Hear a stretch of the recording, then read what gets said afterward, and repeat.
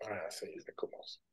Alors, donc, du coup, le plan un petit peu de ce que je vais vous présenter, c'est comprendre l'ADN des outils standardisés qu'on peut utiliser dans l'évaluation de la motricité, parce que, comme je disais il y a un instant, c'est pas quelque chose qui n'est pas toujours enseigné. Et la différence entre le quantitatif et qualitatif, et, euh, et tous les tests n'ont pas forcément ces composantes-là, à la fois du qualitatif et du quantitatif. Il y a une différence aussi entre les tests qui ont des observations plutôt transversales ou longitudinales, et puis la différence après entre l'exploration de la performance motrice et du développement neuromoteur. Il y a une petite diapo aussi sur les pourcentages, quotient de développement ou écart type, l'intérêt que ça peut avoir ou pas dans les tests. Voilà. Et après, du coup, je vais vous présenter un peu l'échelle des FMOT et la batterie MPMOT pour comprendre ces outils de manière plus spécifique. Et puis, on pourra terminer aussi avec un ou deux cas cliniques en fonction du temps qu'on va avoir. Voilà. Alors, déjà, qu'est-ce qu'on appelle le quantitatif? Le quantitatif, c'est pouvoir se référer à une norme en fonction d'un âge donné. Donc, la plupart des tests ont tous cet aspect-là quantitatif. Soit on craint de parler des tests de performance motrice ou des échelles de développement plutôt neuromotrices. Dans les deux cas, on va avoir en général du quantitatif.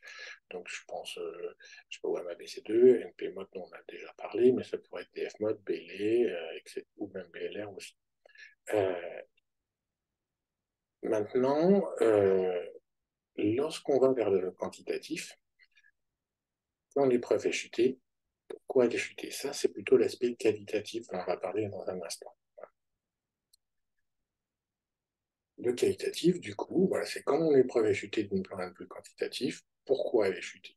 Ça, c'est ce qu'on appelle le qualitatif. Donc, le fait que le test peut nous apporter des informations sur la maturation ou la déficience en jeu dans la fonction, pour comprendre justement les mécanismes en jeu dans la note de dégradation quantitative. C'est-à-dire, j'ai chuté l'épreuve. D'accord, très bien, le test me le montre. Mais par contre, est-ce que ce test me permet de comprendre pourquoi cette épreuve a été chutée? Et ça, c'est pas tous les tests n'ont pas cette capacité-là. Enfin, ils ne sont pas construits, en tout cas, pour nous permettre de comprendre justement les fonctions cérébrales ou les mécanismes en jeu dans cet échec. Pour arriver justement à avoir du qualitatif, il faut pouvoir isoler la fonction cérébrale qu'on observe. Si c'est pas possible, l'épreuve elle va pas être discriminante en fait. Souvent, c'est le cas dans les échelles de performance motrice parce qu'on va avoir des épreuves multifonctions d'équilibre sur un pied, sur une ou deux planches par exemple. Ça, je pense que vous reconnaissez de MABC. Euh, et puis même, par exemple, tout à l'heure, on parlait de la différence avec l'anepsie aussi. Dans l'anepsie, on va avoir sur les épreuves de tapping beaucoup de fonctions cérébrales qui vont être sollicitées en même temps. Et ce qui fait que quand c'est chuté, est-ce qu'on a un problème d'attention? Est-ce qu'on a un problème de mémoire? Parce que la mémoire est énormément sollicitée dans ces épreuves. Est-ce que c'est un problème neuromoteur, tout bêtement? L'enfant ne peut pas au niveau de sa motricité. Est-ce que c'est un problème praxique derrière? Ben, le fait qu'on ait toutes ces fonctions en même temps qui sont sollicitées dans l'épreuve, ben, quand elle est chutée, on n'a pas forcément l'aspect qualitatif pour comprendre pourquoi l'épreuve a été chutée. Voilà. Et dans la performance, ben, voilà, on a l'ensemble du système nerveux central et périphérique qui est sollicité, la cognition, les émotions, les praxies, l'environnement aussi, j'en ai pas parlé, qui est sollicité. Dans des épreuves de performance motrice, elles sont très dépendantes de l'environnement. Elles sont très dépendantes de l'environnement parce que c'est sous apprentissage, en fait. On observe la performance quand l'enfant a appris quelque chose. Donc, en fonction de son environnement, ben, ça peut vraiment influencer. D'ailleurs, ces échelles-là, en général, les échelles de performance motrice, il faut les réétalonner pour chaque pays. Parce qu'en fonction de la culture dans laquelle on vit, l'environnement ne va pas apporter la même chose à l'enfant. Donc, on ne peut pas utiliser les cotations d'un pays par rapport à un autre. Alors que les échelles plutôt développementales, elles sont très peu sensibles à ces différences environnementales. Parce elles essayent de court-circuiter justement ces expériences et l'environnement de l'enfant. Donc, du coup, quantitatif et qualitatif il y a une interrelation qui est indispensable entre les deux. Dans la synthèse et les recommandations de l'expertise collective de l'INSERM qui va bientôt avoir 4 ans maintenant, parce que c'était en décembre 2019, Dans cette synthèse sur le TDC, les experts ils disaient que c'était important de pouvoir compléter l'évaluation de la performance par des mesures qui prennent en compte des aspects développementaux grâce à des critères justement qualitatifs et quantitatifs. Et en fait, ce qu'ils mettaient en avant, c'est que dans leur lecture des différents articles scientifiques que j'ai pu lire sur le TDC, c'est que les tests qui présentaient ces mesures à la fois qualitatives et quantitatives permettaient de mieux analyser la cause des déficits moteurs et donc de dépister aussi des signes neurologiques doux, notamment qu'on ne cherche pas dans les échelles de performance. Et je vous ai mis aussi à droite tous les experts qu'il y avait dans ce collectif de l'INSA. Je ne sais pas si vous avez déjà entendu parler de cette synthèse de l'expertise collective de l'INSERM, mais c'est facile à télécharger sur Internet. Vous tapez INSERM et TDC et on peut télécharger toute la synthèse. Il y a deux versions, une courte et une longue. Je vous conseille de commencer par la courte. Et ça, c'est intéressant parce qu'en gros, ils ont analysé toutes les données qu'on pouvait trouver dans la littérature scientifique sur le TDC.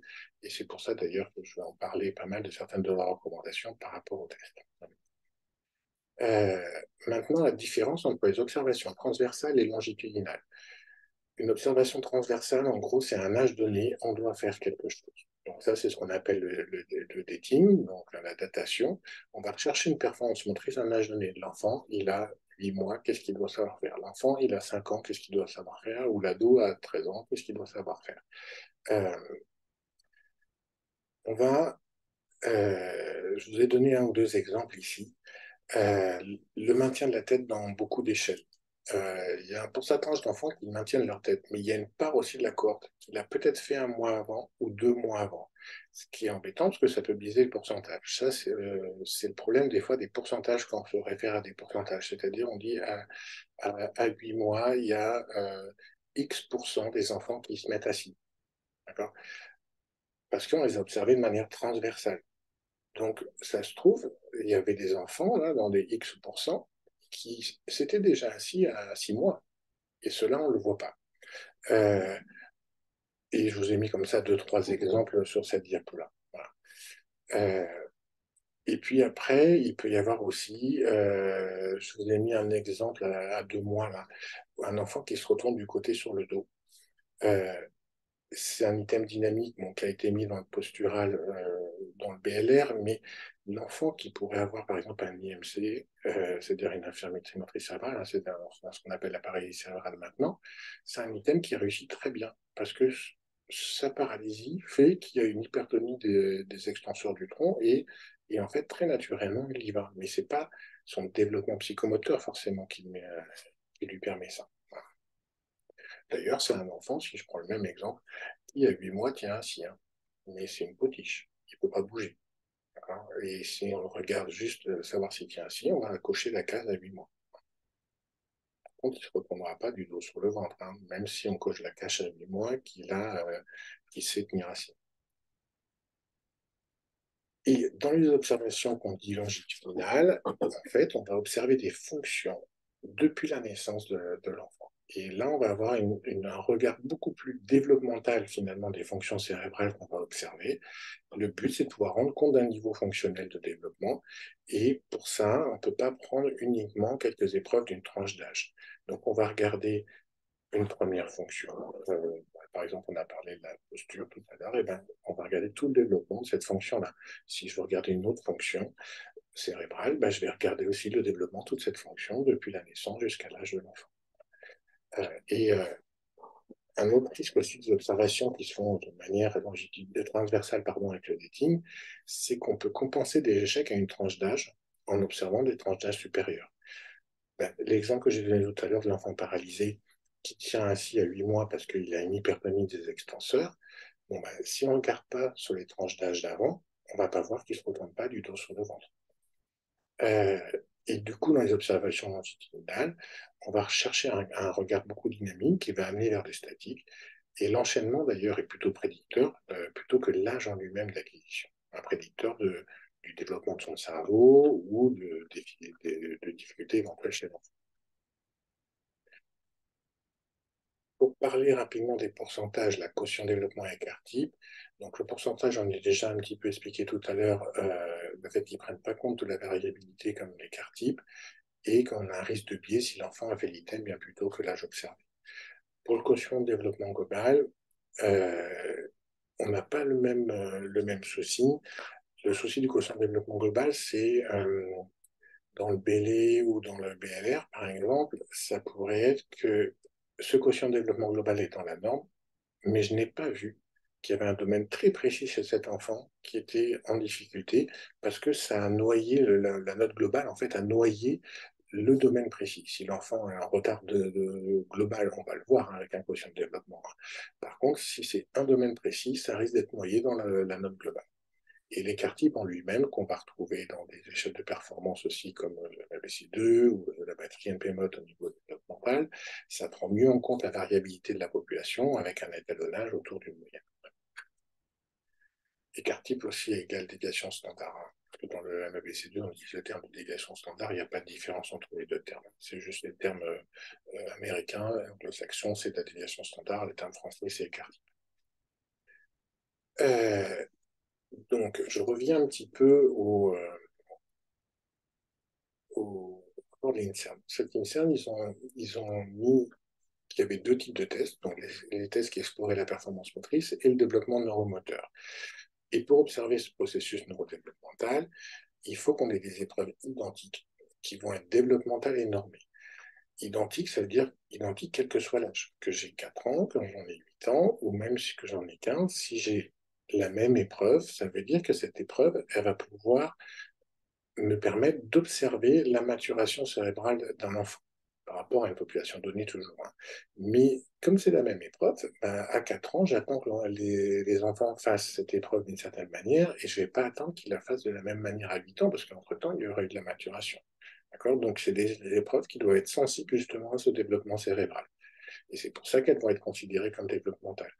Alors que quand je suis obligé de changer d'épreuve en fonction des tranches d'âge, les épreuves, elles, ça veut dire qu'elles sont peu sensibles justement à ce développement cérébral. C'est-à-dire, à cet âge-là, je dois le faire, mais avant ou après, elles ne m'intéressent pas parce qu'elles n'ont pas cette sensibilité développementale. Dans le rapport de l'INSERM, là, ils ont listé un petit peu toutes les épreuves qui pouvaient exister, soit pour l'exploration de la performance, ou soit pour les tests qui évaluaient le développement neuromoteur qui était sous-jacent à la fonction motrice en jeu. En France, ceux qui vont être le plus utilisés, c'est la MAPC2 ou la batterie NPM. Une chose aussi que je trouve intéressante et que j'ai mis là en bas de la page, c'est que ces experts de l'INSERM disent qu'aujourd'hui, il n'y a pas de gold standard. Le gold standard, c'est les tests de référence. Et pour tout ce qui est évaluation de la motricité, actuellement, il n'en existe pas, alors que le MABC2 a souvent été considéré comme le test de référence pour le TDC. Il peut être encore aussi considéré par erreur comme le test de TDC. On l'entend encore assez souvent, ça, hein, alors que ça fait déjà presque 4 ans qu'il y a eu cette synthèse. Euh, mais aujourd'hui, il n'y en a pas. La batterie NPMOT ne l'est pas plus, hein, d'ailleurs, hein, au niveau du test de référence. Il n'est pas plus parce que pas assez dupliqué en 2019 dans d'autres pays, notamment. D'ailleurs, ça a été fait. J'en profite pour en parler maintenant. Il y a une équipe portugaise, par exemple, qui l'a fait. Et aux États-Unis, ils commencent à s'y intéresser aussi, là, pour justement avoir une cohorte aussi aux États-Unis.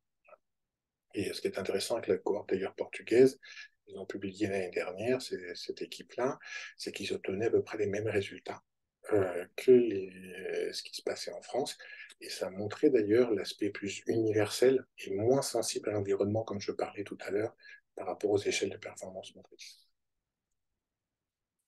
Euh, Toujours selon ces experts du collectif de l'INSERM, les tests qui sont neuromoteurs, ils offrent une perspective développementale du coup intéressante parce qu'ils sont plus proches de la maturation motrice et du développement cérébral dont on parlait il y a un instant. Et puis surtout, ils présentent des mesures qualitatives et quantitatives qui permettent de mieux comprendre hein, et analyser la cause des déficits moteurs. Et puis aussi, ce sont des tests qui vont chercher des signes neurologiques doux. Et c'est ce qu'on appelle les soft signs en anglais. Ces soft signs, si on ne les cherche pas, on ne les voit pas. Et on va les confondre avec autre chose aussi. Euh, Puis j'ai rajouté aussi une phrase que j'ai tirée de cette synthèse. Euh, Pourquoi est-ce qu'il n'y avait pas, j'aurais pu la dire tout à l'heure aussi, cette phrase-là, pourquoi est-ce qu'ils considéraient qu'il n'y avait pas de gold standard? C'est aussi parce que le MABC beaucoup d'équipes internationales disent qu'il y a des résultats qui sont controversés, ce qui corrobore une faible sensibilité pour le TDC notamment, hein, parce qu'ils n'arrivent pas à identifier correctement les enfants qui présentent un TDC. Et ce qui est embêtant quand même pour le test qui a été considéré très longtemps d'ailleurs comme la référence hein, pour le TDC et qui peut l'être encore pour beaucoup de gens d'ailleurs. Et ce qu'il dit, c'est qu'il apparaît important de compléter cette démarche diagnostique avec des tests qui vont mesurer plus la motricité et pas la performance sous apprentissage. D'ailleurs, euh, l'année qui a suivi, je crois, cette expertise de l'INSERM, il y a l'association France 10, enfin Dyspraxie France 10, pardon, c'est le vrai nom, qui, avec une partie des experts de l'INSERM, ont sorti cette plaquette qu'on retrouve facilement d'ailleurs, si vous voulez, sur Internet. Moi, c'est la partie de droite là, qui m'intéresse, celle que j'ai soulignée en rouge. Dans cette association, ils recommandent du coup d'aller plutôt vers ces échelles de développement comme le DF-MOD chez un enfant à partir de 5 ans quand il y a des cas un peu lourds de dyspraxie. Et l'âge de 5 ans, c'est quand même l'âge à partir duquel on pose normalement le TDC. Il conseille en fait soit d'utiliser directement des tests neurodéveloppementaux comme la batterie NP-MOD, et si ce n'est pas le cas, bah, si jamais on utilise de MABC2, il faut inclure le 16e percentile, parce que ça manque de sensibilité, et puis le compléter avec le NP-MOD. Donc c'est soit en gros le NP-MOD, ou soit MABC2 plus NP-MOD dans l'évaluation de la dyspraxie. C'est-à-dire, le médecin de France 10, il voulait carrément ne pas mettre le MABC2. Ce qui n'a pas été le cas au bout du compte, hein, parce que ce n'était pas les recommandations de l'INSERM. L'INSERM, c'était soit, je parle pour la France, hein, soit NP-MOD ou soit MABC2 plus NP-MOD, ce qui est ressorti finalement aussi dans la quête de France 10. Maintenant, je vais vous présenter du coup les deux échelles d'évaluation neuropsychomotrice qu'on a à notre disposition en France. L'échelle des FMOD, qui est une évaluation de développement fonctionnel moteur de 0 à 4 ans. Là, cette observation neuropsychomotrice du développement fonctionnel moteur se fait sous deux axes, les items posturomoteurs et locomoteurs, et ce qui va être préhension et coordination visuo-manuelle. On a une observation qui est longitudinale, parce que ce n'est pas la datation qui nous intéresse, mais leur chronologie qui est importante dans ce test. D'ailleurs, il y a pas mal de psychomotriciens qui utilisent mal le DF-mode, parce qu'ils l'utilisent souvent avec aussi comme s'ils voulaient faire du dating, parce qu'ils ont appris par exemple à utiliser le PLR ou le BLE, et puis ils veulent retranscrire aussi avec le DF-mode, ce qui n'a pas de sens, parce que le DF-mode, c'est plutôt justement la chronologie qui va nous intéresser. Voilà. Et de prendre en compte, du coup, ces aspects quantitatifs avec les étapes de transition, mais aussi l'aspect justement qualitatif, le niveau de coordination. Hein, donc c'est donc une observation d'une maturation cérébrale qu'on va chercher avec ce type de test. Et donc on va observer donc l'aspect statique et dynamique de la coordination chez l'enfant au niveau moteur, en explorant ses capacités d'adaptation et de régulation de cette fonction motrice. Et on va avoir des normes neurodéveloppementales, donc en moyenne, en écart-type, comme dans beaucoup de tests, qui vont respecter une chronologie des acquisitions transitoires par rapport aux grandes étapes. Donc, c'est pas savoir si l'enfant s'assoit, c'est comment il s'assoit, et qu'est-ce qu'il a fait avant qui lui permet de s'asseoir. D'accord, si je reviens un peu à notre discussion de tout à l'heure. Et ça va permettre de le situer à un niveau de coordination de l'enfant qui caractérise une bonne organisation tonique et motrice d'un point de vue corporel développemental. Et ça, c'est toute la base des processus structuraux neuronaux, finalement, qu'on observe dans ce genre d'échelle développementale. Et qu'est-ce qu'on fait, en fait, dans cet aspect chronologique là, qui est hyper important? On va suivre la logique du développement neuronal du cerveau qui est en cours hein, lors de l'ontogenèse du cerveau de l'enfant. Et c'est ça qui est d'ailleurs hyper riche, c'est qu'on cherche, hein, en fait, quand on utilise ce genre d'échelle, ce qu'on a derrière, toujours dans la tête, c'est cette maturation cérébrale qu'on regarde chez l'enfant. Euh, et ça, cette maturation qu'on observe, ça peut être dans des changements qualitatifs et quantitatifs, les processus de maturation, toute l'intégration aussi des systèmes sensoriels et moteurs dans un environnement donné, la maturation des voies corticales et sous-corticales en lien aussi avec l'évolution du tonus. Et ça, c'est pas quelque chose qu'on est habitué à faire dans nos tests. On connaît, c'est-à-dire qu'on a eu des cours, notamment en première année, sur cette maturation des voies corticales et sous-corticales, qui fait qu'on a eu des cours sur les lois proximo-distales ou céphalocodales du développement, par exemple, moteur.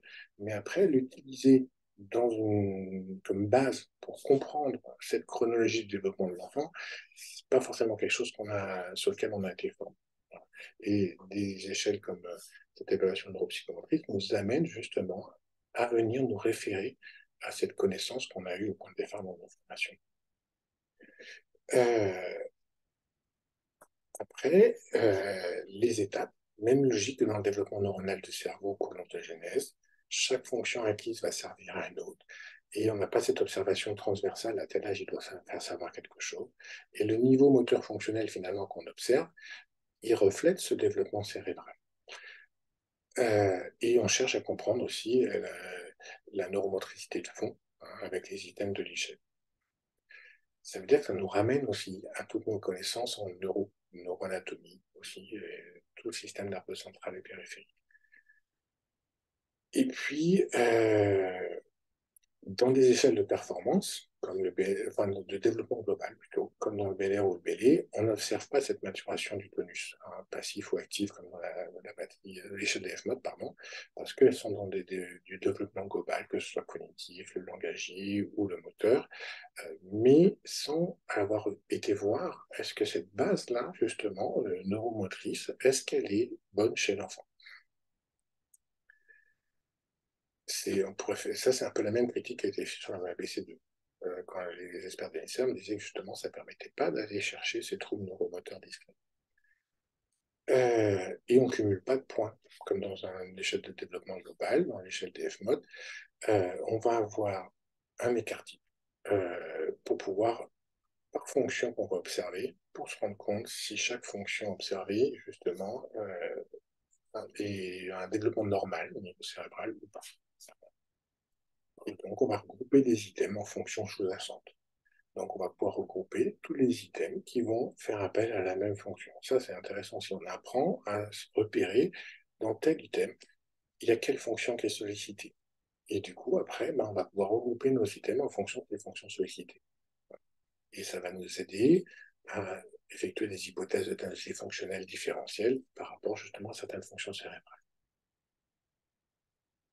Dans la batterie NP-mode, on va retrouver toute une logique développementale comme dans l'échelle des F-mode. Ce sont des épreuves donc identiques pour chaque âge. Là, par rapport au DF-mode, on va observer des fonctions cérébrales dans différentes acquisitions, comme on a pu le voir, d'un point de vue postural, locomoteur, etc. Là, ici, on va avoir maintenant des épreuves identiques qui vont être standardisées et normées, aujourd'hui de 4 à 12 ans, et avec une approche développementale et pas une observation longitudinale, comme on parlait tout à l'heure. Donc, on va chercher à pouvoir distinguer un déficit d'un retard au regard du processus normal, justement, de cette maturation cérébrale chez l'enfant. Elle a, cette batterie, une visée neurofonctionnelle qui est liée justement à l'ontogenèse du cerveau, hein, et à la compréhension de cette organisation cérébrale en cours, pour comprendre l'origine et la nature des anomalies qu'on observe. C'est vraiment l'aspect qualitatif auquel on revient sans arrêt dans ce type de batterie. Et du coup, on va chercher les dysfonctionnements et les sous-bassements de la motricité. Les sous-bassements de la motricité, ça veut dire qu'on ne cherche pas la performance motrice. On va regarder la base, comment la base fonctionne. Est-ce que tout va bien?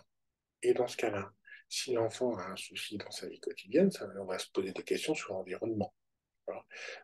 Parce que est-ce que l'environnement lui a apporté ou est-ce qu'il y a quelque chose qui l'empêche d'aller utiliser ces bases qui sont correctes? Et si c'est la base où il y a un souci, on va le repérer parce qu'on cherche tous ces sous-bassements de la motricité de l'enfant. D'ailleurs, Laurence Durantourelle a souvent une image pour parler de cette base qu'on recherche. Elle dit que pour faire un long trajet en voiture, pour faire un Paris-Nice, on n'a besoin que d'une 2 chevaux. Est-ce que le moteur marche bien, les roues fonctionnent bien, les freins aussi, les suspensions, et je peux avec ça faire Paris-Nice. Mais le faire avec une Ferrari, ça c'est de l'entraînement après, parce que ça devient du pilotage. C'est pas la même chose. Donc la batterie MP-Mode, elle est à regarder est-ce que ces 2 chevaux marchent bien. Et les tests comme le BBC2 cherchent à voir si on peut piloter la Ferrari.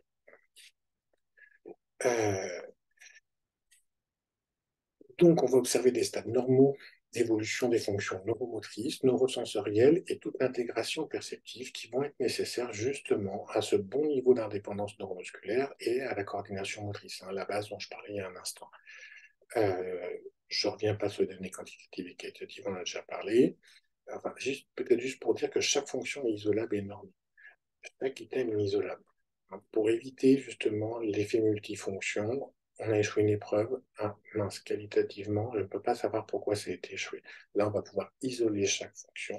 Même au sein d'une note globale d'une épreuve, on va avoir le moyen d'isoler chaque détail de la note pour pouvoir essayer de réfléchir à cet esprit qualitatif. Euh, donc, c'est un outil qui est au service de la sémiologie psychomotrice parce qu'elle s'appuie sur des bases solides d'un point de vue scientifique pour affirmer les hypothèses de diagnostic. Les bases solides, par exemple, c'est toutes nos connaissances qu'on a pu avoir en neuroanatomie, qu'on a un peu oublié avec le temps, j'imagine. Quand je dis ça, ça doit vous parler. Euh, Elle isole des fonctions ou permet de regrouper des épreuves qui sollicitent aussi la même fonction. Elle rassemble des signes cliniques aussi dans une logique soit développementale, et aussi ça pourrait être d'un point de vue pathologique, cette logique qu'on pourrait trouver dans le rassemblement des signes. Quand je vous présenterai certains cas cliniques, vous verrez un petit peu cette façon de rassembler les signes cliniques. Et le but, c'est de pouvoir comprendre l'organisation cérébrale. Et au final, d'arriver à un diagnostic fonctionnel différentiel assez précis. Je vous ai mis l'exemple classique qui est de faire la distinction entre un TDC ou un trouble, par exemple, de la commande motrice, ou éventuellement aussi une comorbidité, d'accord, entre les deux. Euh, le DSM-5, par exemple, dit qu'il ne peut pas y avoir de comorbidité entre les deux. C'est-à-dire c'est même ça exclut le TDC s'il y a un trouble de la commande motrice. Ben, ce n'est pas la réalité de nos patients. D'ailleurs, l'INSERM, lui, c'est le premier, je dirais, rapport officiel qui reconnaît cette comorbidité possible entre un TDC et également une paralysie cérébrale, même si elle est discrète. Pour présenter un petit peu plus la batterie NP-MOD. Voilà les 9 fonctions d'intégration neuropsychomotrice qu'on va observer dans cette batterie. La première, c'est le tonus musculaire. Alors tout à l'heure, on démarre, il y a eu quelques questions sur l'examen du tonus. Euh, et ce qui vous a amené à vous intéresser dans la batterie, c'est le fait qu'il puisse y avoir cet aspect objectif de l'observation du tonus. C'est plus que objectif, entre guillemets. Ce qui est objectif, c'est des épreuves qui sont standardisées et normées. Standardisées, ça veut dire qu'il y a une technique pour faire l'épreuve, pour relever une information, c'est la même pour tous. Ça ne change pas d'un psychomotricien à l'autre ou d'une école à l'autre. C'est aussi basé sur le même examen clinique que pourrait faire un kiné, que pourrait faire aussi un médecin. Donc il y a une standardisation des épreuves déjà pour qu'on ait tous les mêmes informations. Ça, c'est un côté peut-être plus rigoureux dans la prise d'information. Mais surtout, on a des données développementales. C'est-à-dire que en fonction du développement cérébral, on va savoir si ce qu'on observe est dans la norme ou pas dans la norme par rapport à la maturation cérébrale. Et ça, c'est la seule batterie qui l'apporte, hein, même si l'aspect standardisé, les psychomotes ne sont pas les seuls à pouvoir le faire, hein, comme j'expliquais avec les kinés ou les médecins. Par contre, c'est la seule batterie qui a des données développementales aussi sur l'examen de ce tonus musculaire. Euh, Question, là peut-être me répondre, quand est-ce que comment ça se passe pour la maturation au niveau des syncynésies dans le tonus d'action? Qu'est-ce qu'on vous a enseigné par rapport à ça?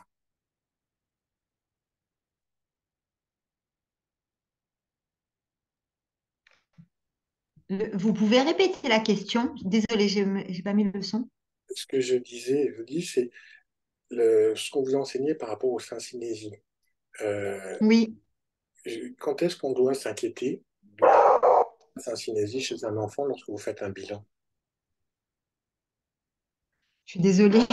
Oui, il y a eu le chien derrière. Du coup, Oui, voilà. C'est quand, pour ça que j'entends pas. Il y a eu un petit. quand est-ce que, par rapport à ce qu'on vous a enseigné sur les syncynésies, quand est-ce que dans un bilan, vous vous inquiétez sur la présence des syncynésies chez un enfant? Bah, jusqu'à 12 ans, enfin, à partir de 12 ans, là, ça commence à parler des tonicocinétiques, d'imitation, c'est un synésie d'imitation. Il peut y avoir de diffusion, d'imitation, elles peuvent être homolatérales, contralatérales, elles peuvent être aussi sur l'axe au niveau bucco-facial. Mais quand est-ce que ça... Alors, ouais, diffusion, ça peut être persistant au long de la vie. Tout dépend de la personne. Et imitation, c'est à partir de 12 ans que, voilà, moi j'ai cet âge-là en tête d'inquiétude, on va dire. Ouais, il y a Evelyne qui a dit que ça disparaissait, certaines disparaissent entre 6 ans et 12 ans. Mais du coup, on s'inquiète quand? Est-ce qu'elle s'en attend 12 ans pour tout? Moi, moi, j'ai 12 ans aussi dans la tête, mais c'est vrai que je travaille en crèche en ce moment. Ouais. Et par contre, j'ai des enfants qui ont certains enfants qui ont des énormes syncinésies. Et là, par contre, bah, moi, je suis quand même un petit peu inquiète pour la suite, surtout qu'en crèche, on fait pas de bilan. Mhm. Alors ça, c'est ça. Oui, ça va être l'intensité aussi qui va être Mais comment vous importante. mesurez du coup, Elodie? Enfin, là, c'est de l'observation, c'est par rapport à, c'est vraiment clinique pour le Ouais. coup. Est-ce qu'il y a... Voilà, un enfant qui va ouvrir fortement la bouche, par exemple, ou, enfin, moi, j'ai ce critère d'âge 12 ans en tête, et selon si elles sont, ben, sur le NP mode, c'est ça, c'est que ça va être partiel, modéré ou quelque chose comme ça. Il y a une forme d'intensité. Surtout qu'on a une cotation par rapport à la population normale. C'est-à-dire, on sait quelle est la quantité et la localisation aussi, donc l'aspect qualitatif et quantitatif, en fonction de l'âge. Qu'est-ce qu'on peut attendre chez un enfant? Ce qui veut dire que dès 4 ans, on peut pointer du doigt le fait qu'un enfant, euh, au niveau des syncinésies, n'est pas dans ce qui est attendu à son âge. Et ça veut dire qu'on ne va pas attendre 12 ans pour s'inquiéter. Hein. Dans le sens où on sait qu'à cet âge-là, voilà ce qu'on doit observer. S'il y en a plus, ou si donc qu'elle soit de diffusion ou d'imitation, peu importe, hein, ou par rapport à la localisation spatiale du corps aussi, peu importe, ben on a des références par rapport à une population normale qui fait qu'on va très tôt pouvoir justement se poser des questions. Et peut-être justement de parler de signes doux d'un point de vue neurologique hein, dès 4 ans parce qu'on aura pu le quantifier d'un point de vue d'un écart type, par exemple, et puis on aura cet aspect aussi qualitatif sur la localisation des syncinées. Euh, donc ça, c'est un exemple pour le tonus d'action, d'accord? Mais l'aspect développemental, on l'a aussi bien pour le tonus de fond de base que pour le tonus postural, hein, avec des épreuves comme le tonus de soutien ou le tonus d'attitude, et puis aussi avec ce tonus d'action. On va avoir aussi donc des aspects, des informations développementales par rapport à l'altérité tonique et fonctionnelle, euh, le, ce qui va permettre aussi d'ailleurs très souvent de faire des liens entre l'examen du tonus et la latéralité. Souvent, on s'arrache un peu les cheveux pour comprendre d'où viennent les difficultés de latérisation chez un enfant. Et cette mise en place de la dugement cérébrale elle est quand même très influencée par notre développement au niveau du tonus musculaire et puis par l'environnement. Et faire la distinction entre les deux, c'est pas évident. Alors, quand on a un examen du tonus plus solide, souvent, on va pouvoir un peu mieux faire la distinction entre les deux. On va retrouver des épreuves de motricité globale avec des épreuves de coordination dans le support-main, des épreuves d'équilibre dynamique et statique aussi, des praxis manuels qui vont avoir un aspect soit neuromoteur ou vraiment praxique d'un point de vue plutôt idéomoteur, des gnosies digitales, toute une intégration sensorielle aussi qu'on va tester, une épreuve un tout petit peu plus de performance, l'habileté oculo-manuelle. Après, on a des épreuves d'intégration de l'orientation spatiale corporelle qui sont basées d'ailleurs sur des épreuves que vous connaissez, qui n'étaient pas forcément standardisées et normées, du Piaget, par exemple, ou des choses comme ça. Des épreuves de rythme, avec toute une base au niveau rythmique qui est très importante dans les différents apprentissages, et puis une épreuve d'attention auditive, qui est une épreuve sélective et soutenue de go-no-go. En fait, ça teste surtout l'inhibition motrice. Hein, c'est l'aspect moteur qui intéressait Redouret quand elle l'a mis dans la batterie NP-mode, cet aspect de l'inhibition motrice.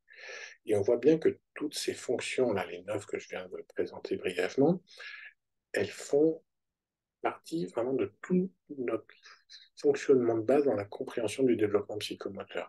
C'est pour ça que c'est un test qui est très spécifique aux psychomotriciens, parce qu'il est au cœur de la psychomotricité avec toute cette fonction-là.